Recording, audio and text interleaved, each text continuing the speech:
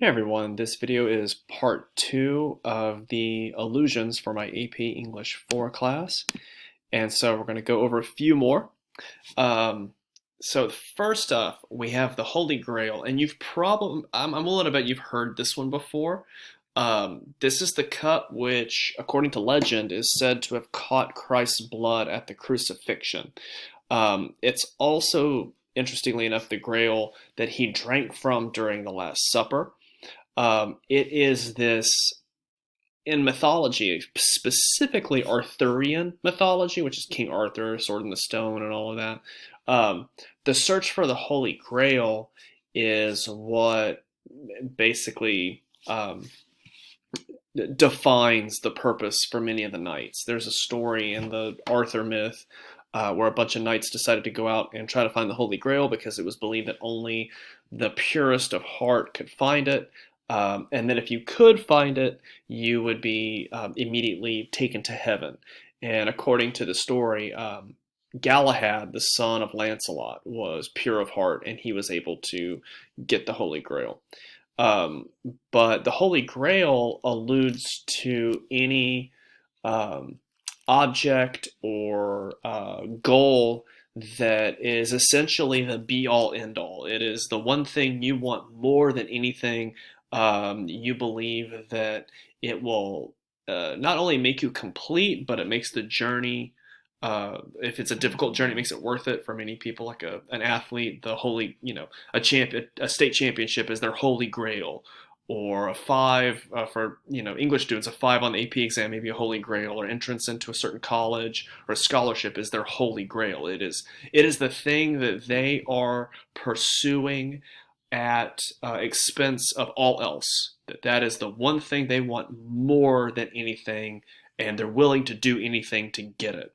Um, just an interesting thing to note. The one of the original terms, or the I think it's Latin term for Holy Grail, is San Grial, which is S-A-N space G-R-E-A-L, which is San Grial means like saint, which is holy. San means holy, so Holy Grail. If you move the G over, it becomes Sang Real, which Sang means blood and Real means royal, so royal blood. So it's interesting that if you just move a letter over in Latin, it goes from meaning holy cup to royal blood. So I think it's just a fun little linguistic thing, and I think that may have something to do with why it's not just a holy cup, but it caught the royal blood. If one is to believe that Jesus is King of Kings. All right, next up we have Lot's wife. Some of you may be familiar with this one. Lot's wife was the woman who, when Lot lived in, there's the story of Sodom and Gomorrah. In the book of Genesis, Lot was an inhabitant of Sodom, a city of sin. The angels of God helped him escape, and he and his wife and daughters fled. They were warned, don't look back, because God is about to just destroy this city, and you don't need to see it for whatever reason. Forgive me, my knowledge of Old Testament stories is not what it should be. And Lot's wife, she being told not to turn back, she turned back to watch and was turned into a pillar of salt. This alludes to divine punishment for those who disobey God. And also, if you're familiar with the story of I think it's Orpheus and I think it's Eurydice, I think that's it.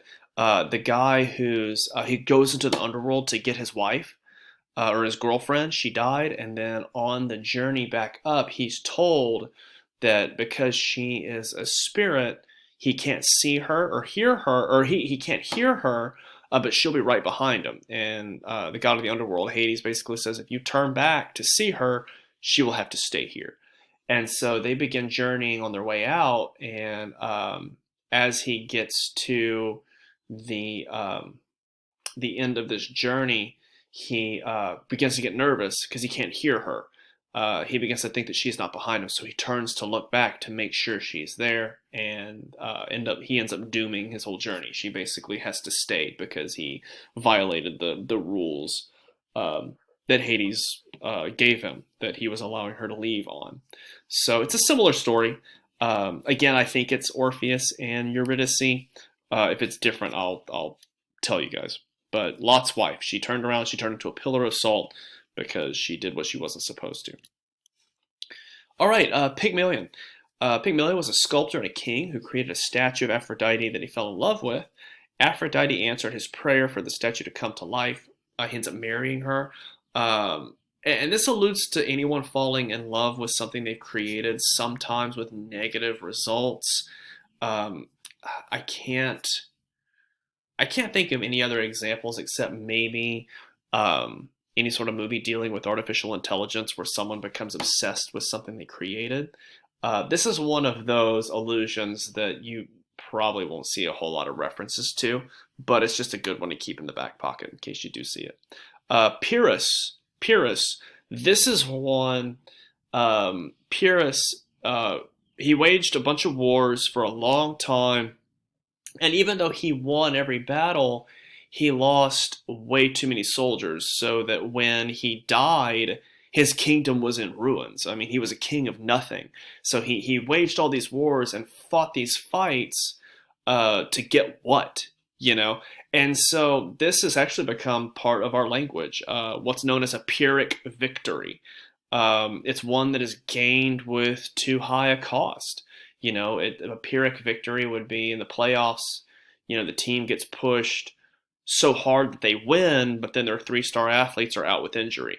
Or they get pushed so hard that they win, but they're exhausted for the next game. So that victory is a Pyrrhic victory. You know, yeah, you won the first round of playoffs, but you're not advancing beyond the second. Or I don't know. I'm trying to think of other examples of a Pyrrhic victory.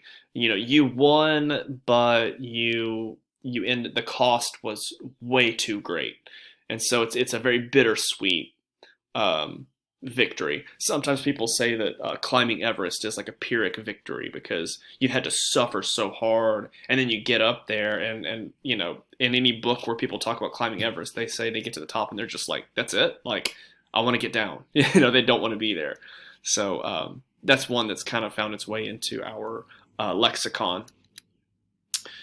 All right, Romulus and Remus. These are twin brothers born to the war god Mars. This is Roman myth, and was raised by a she-wolf. The wolf was the sacred animal of Rome, as what the war god Mars was the sacred god. He was the patron god of Rome, which makes sense that they were an empire. They found a city on the river Tiber. When an omen declared that Romulus would be the ruler of that city, the brothers fought, and Romulus killed Remus. Romulus, of course, is what Rome is named after, Romulus. And it's basically like Romulus kills Remus because he builds the walls of the city and he tells them, don't jump over the walls. He does. He kicks him out and he says, you jump over again, I'm going to have to kill you. And he jumped over it, so he had to kill him. And so if you ever have fight like brothers fighting over something, or siblings fighting over something, especially if you have one kill the other, that's just a retelling of Romulus and Remus. So siblings that don't get along, siblings that maybe want the same thing but know that only one can have it. This kind of plays out. You could even say Hamlet is sort of a version of Romulus and Remus, because Hamlet's dad kills the king to get the throne. So Shakespeare's kind of sneaky like that. All right, Salome.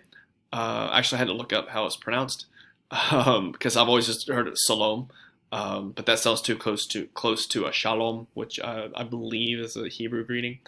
In Matthew, Salome was pleased. She pleased Herod, who, if you know your Bible, Herod was the king that Jesus lived under. And she danced at his birthday feast. Herod promised her anything she wanted. And since John the Baptist criticized Salome's mother's marriage to Herod, she asked for his head. And she was given it on a silver platter. So if you've ever heard the phrase, yeah, let me get that to you on a silver platter, it's a reference to the story of Salome. Because John the Baptist, Herod didn't want to kill him because Herod knew that John the Baptist was a good guy. He threw him in jail because John the Baptist had criticized Herod for marrying Salome's mom, and he threw him in jail because you're not supposed to criticize the king, but he wasn't going to kill him. He was just going to keep him in jail for a few days till he cooled off. But Herod's wife, Salome's mother, did not like John the Baptist, so she convinced Salome to ask for John the Baptist's head. And so he was beheaded, and the head was brought to her on a silver platter. So if you ever hear reference to that, for somebody to bring something on a silver platter, it is a reference to Salome. All right, I think that's a good place to stop, and we will stop there. Just email me or message me with any questions you have.